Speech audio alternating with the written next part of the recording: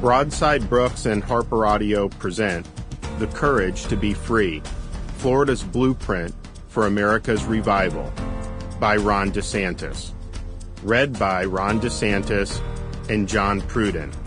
This is Ron Desantis.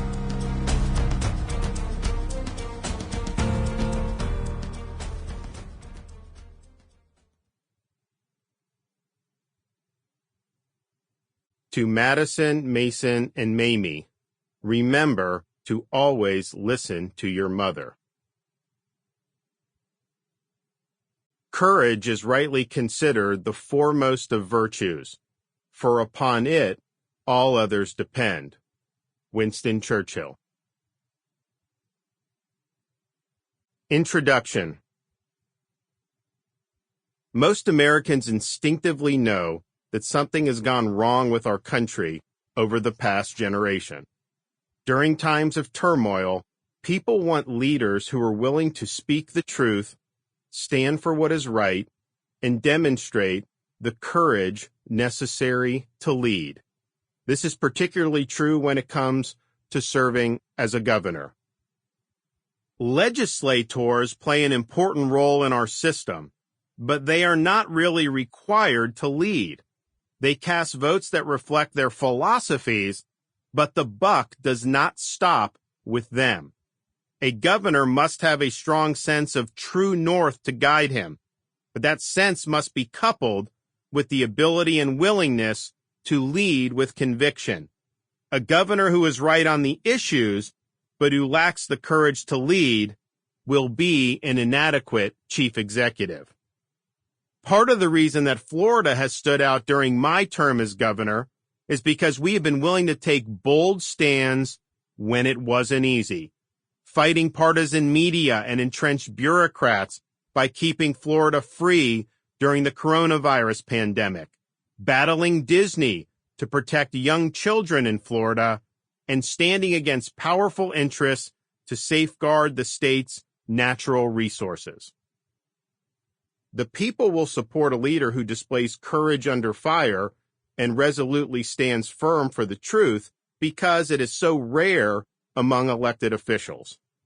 When a governor demonstrates to the people that he's willing to fight for them under difficult circumstances, the people will have that leader's back and then some. After a couple years as governor, the number one thing people would say when they came up to me was simply, "Thank you." Some were thankful for keeping Florida open during the coronavirus pandemic. Others were thankful for keeping the kids in school. Still others thanked me for everything from protecting jobs to defending state and local law enforcement. It wasn't just Floridians who were appreciative. People throughout our country and across the globe looked to Florida as a citadel of freedom in a world gone mad. Some of these foreigners would send messages to my office to thank me for leading the way on behalf of the free world. At the height of Australia's draconian lockdowns, a man from Sydney wrote to my office to observe, quote, "There isn't much hope right now here, and many of us are fearful of what our leaders have in store for us. I look to you and your great state of Florida for hope during this dark time. Thank you for standing up for us." As we entered 2021, a cottage industry of merchandise and apparel appeared with the slogan, "Make America Florida." This was a way for many Floridians to express pride in our state and for others to trumpet the Sunshine State as the model for other states and for the nation. People have clearly responded to our leadership in Florida. We see this in the character of the historic in-migration the state has experienced since I became governor. As noteworthy as Florida's nation-leading net migration over the past few years has been, the political composition of that migration has perhaps been even more remarkable.